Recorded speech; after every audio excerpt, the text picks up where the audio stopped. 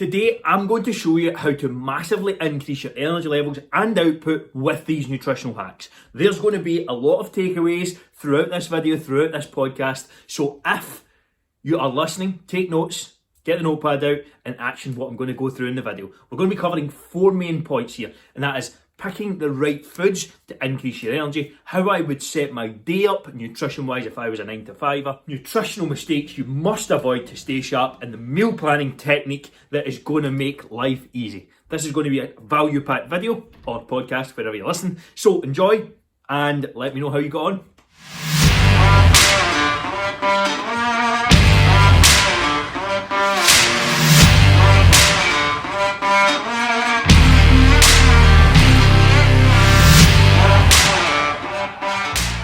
You must avoid these nutrition mistakes if you want to stay sharp. How many of you have had a massive meal and feel sharp, up for it, full of energy straight after it? Very, very little. You do not go into a food coma. You go into a food coma for a reason.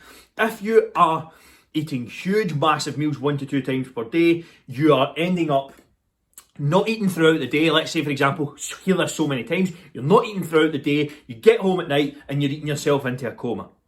Avoid that at all costs. You will increase your energy and productivity massively by splitting up your calories evenly throughout the day. 3 to 5 meals into smaller meals. Include a protein source at each meal, and if you are in the morning, if you're someone who trains in the evening or is looking to exercise in the evening, I would highly recommend putting the majority of your calories before and after the workout and eating relatively light during the day. Digesting itself takes up so much energy. It is one of the biggest drains of energy you can possibly have. So, avoid that by eating smaller, more frequent meals throughout the day. That's going to keep you sharper, keep you more focused, and allow you to increase your energy, productivity, and output. What is your structure? How many meals do you typically eat per day? Firstly, we'd like to hear that in the comments below. 4 ways you can increase your energy levels with the right food choices. Number 1, avoiding carb-heavy meals first part of the day. That means avoiding cereals, grains, breads, toast, croissants, all those kind of things, rolls in the morning. Number 2, focus on eating a light protein and fat-based breakfast. Something like, one of my favourites is like heck chicken sausages with bacon medallions and egg and maybe some tomatoes and mushrooms. Something like protein and fat-based, going to be easier in the digestion and stop that mid-morning crash. Number 3, snacking fruits, nuts and light yogurt. If you're working throughout the day, you're on the go, you're trying to be productive, you're trying to get things done, having something quick, easy, convenient, that's light, easy to digest, is going to allow you to stay more productive, take less of your brain power away from what you need to eat or all these different things. Again, preparing these ahead of time will make a massive difference to your daily routine and your productivity. Number 4, consume 1 to 2 servings of fruit and veg at each meal. This isn't something that's set in stone, but it's something that I do personally and notice a difference with doing. Again, something anecdotal, but I would highly recommend giving this a go. So anytime you're eating, have 1 to 2 sources of fruit or veg. Throughout the day, probably fruit's easier. When you're meal prepping, things like that, including veg, no problem at all. Which of these are you going to give a go? Which of these do you not think would benefit? Would love to hear in the comments underneath. Just want to pause for a second here. I'm going to be honest. If you implement even half of what's been discussed in this video and you haven't been doing it before, you're going to start seeing results tomorrow. So, consuming content passively without any sort of action is completely fucking pointless. If you're listening to this podcast or watching this video or doing whatever and you're not taking action, you're not actually going out and doing anything that's in it, you're completely wasting your fucking time. Unsubscribe, unlisten, just stop. Find out, get focused on a certain amount of information and actually take action on it. Consumption without action is a complete waste of time. So let's round off this quick video here, getting into the kind of main final point, but just wanted to touch on that before we finish things up. Make sure you're actioning what's actually in these tutorials, in these videos, in these podcasts. Otherwise, total waste of time.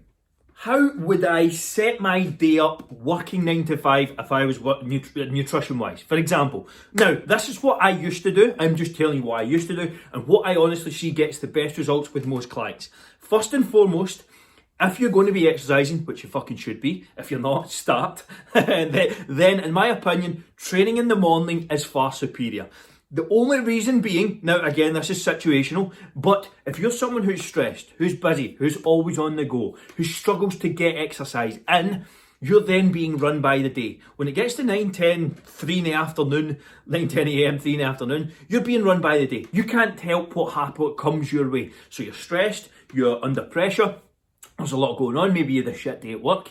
You cannot control what happens throughout the day. So therefore, if you prioritise yourself in the morning, you're going to get better results. Now, how would this set up nutrition-wise? Well, I would have something very light before I trained. Small, protein-based, maybe some carbs, something like a protein shake or a smoothie and some fruit.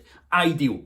Next, I would have probably my largest meal after my training. So maybe some cereal and again a protein shake. If you're looking for something quick, convenient and easy, that's a good way to go.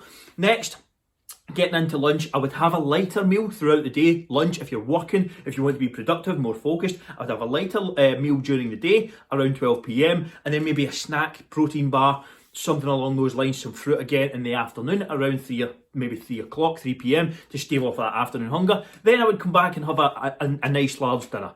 Carb, protein, veg, simple, broken down. That is how I would set my day up working 9 to 5. That is what I did when I worked 9 to 5, and that's what got me the best results. What gets you the best results might be slightly different, but that is just one framework that I would suggest you give a go. Would love to hear your thoughts on that below. I use to make life as simple as possible.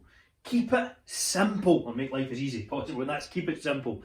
So many people want to try a million different things, they get caught with overwhelm, and that's why they never get any results. If you can nail your nutrition, you're going to feel better, be more productive, lose fat, build muscle, do all of these things that you want to desperately do. So, how do you make this work? So, breakfast, mid-morning snack, lunch, afternoon snack, dinner, and evening snack. Shit. That's good. Let's say, got to keep it going. Let's say that's how you structure your day. That was decent. Let's say that's how you structure your day.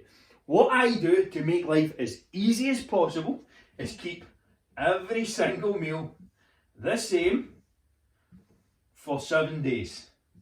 Or well, 6 days. Essentially Saturday will change up the structure slightly. That's what happens when you try to do this with Christmas decorations around. What I will do is I will keep all of these the same for 6 days and then change up the recipe. Everybody wants to try a million different things, having a million different meals throughout the week. If you can keep things simple, streamlined, and make just life easy by prepping 3 to 4 different meals, maybe having a couple of different snacks throughout the day, fully change up the menu on a weekly basis, that keeps you going, that keeps you focused, that allows you to get all of your prep done in one session, 60 minutes, out the way, sorted, and allows you to move forward. Streamlining this process will be far more efficient, far more effective. What do you want more? More variety or more results? Variety on a weekly basis is perfectly fine, in my eyes. That works for me. So I would rather have results and less variety and switch things up on a weekly basis. But everyone's different. This is just the technique that I use to make life as easy as possible and recommend to my clients as well. That, my friends, is 4 overarching strategies you can use to massively increase your energy level and output.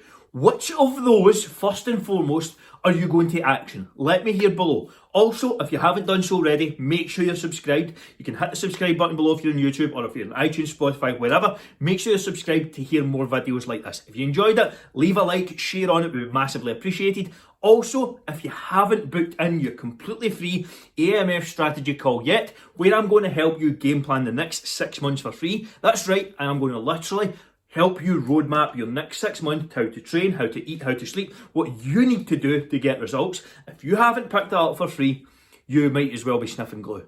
So grab your free strategy call below. It will be the top link in the description, AMF strategy session.